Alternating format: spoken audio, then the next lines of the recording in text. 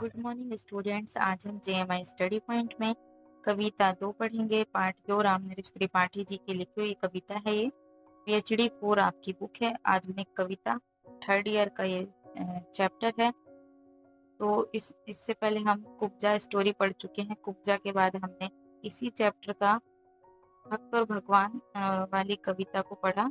अब हम पढ़ेंगे विधवा का दर्पण। जो ये कविता भी रामनरेश त्रिपाठी ने ही लिखी है। इस विधवा के दर्पण में यहाँ पर ये बताने की कोशिश की गई है कि एक जो विधवा है वो जब विधवा हो जाती है तो वो शीशा देखती तो जरूर है, लेकिन उसकी जो खुशियां हैं वो मिट जाती है। उसके जीवन के जो रंग है वो खत्म हो जाते हैं, क्योंकि समाज के लोग उसे विधवा बनने के बाद बेरंग बना देते हैं। उसे समाज के लोग आईने से दूर कर देते हैं। उसकी खूबसूरती, उसकी सुंदरता और उसके पहनावे ओढ़ावे से अलग कर देते हैं। समाज से एक तरह से अलग कर देते हैं, उसे अलग रहने को बोलते हैं। तो ये हमारे समाज की बहुत ज्यादा रूढ़िवादी सोच है। तो रामनरेश त्रिपाठी जी की जो कविता है ये क्या है? ये 1922 में प्रकाशित एक सामाजिक उपन्यास है। लेखक रामनरेश त्रिपाठी हिंदी के छायावादी दौर के कवि और समाज सुधारक थे। कहानी का सार ये है कि उपन्यास उस समय के समाज में विधवा स्त्रियों की दर्दनाक स्थिति को दर्शाता है, दिखाता है।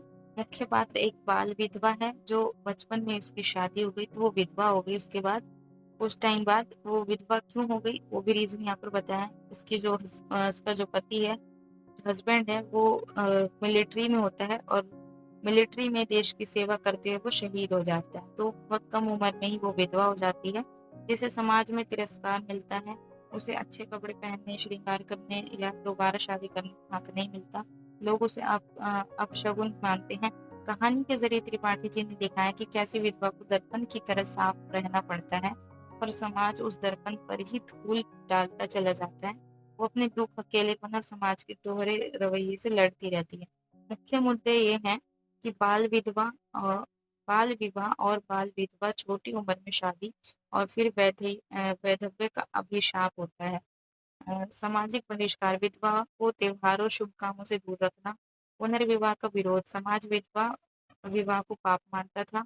आर्थिक शोषण, अक्सर विधवा की संपत्ति हड़प ली जाती थी। तो महत्व ये है कि ये किताब गांधी युग के समाज सुधार आंदोलनों के साथ निकली थी। ईश्वर चंद्र विद्यासागर ने विधवा विवाह कानून 1856 में पास कराया और 1920 तक भी समाज बदला नहीं था।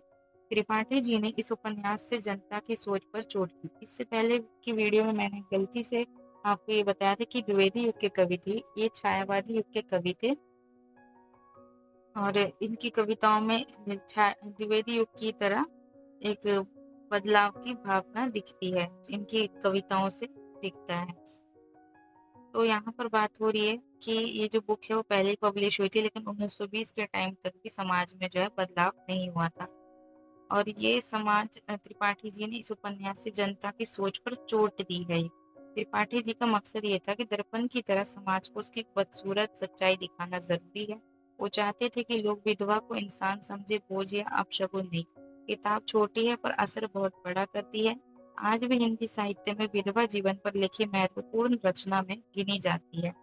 तो ये था आपका चैप्टर 2 का रामनरेश त्रिपाठी के द्वारा लिखी गई कविता विधवा का दर्पण। और ये जो विधवा का दर्पण, ये जो कविता है ये बहुत ज्यादा इम्पोर्टेंट है, क्योंकि आपके पीवाईक्यू में भी आपको देखने को मिलेगा। तो ये पोयम जरूर से आप पढ़ लेना, ये कविता अच्छे से पढ़ना for exams. So thank you.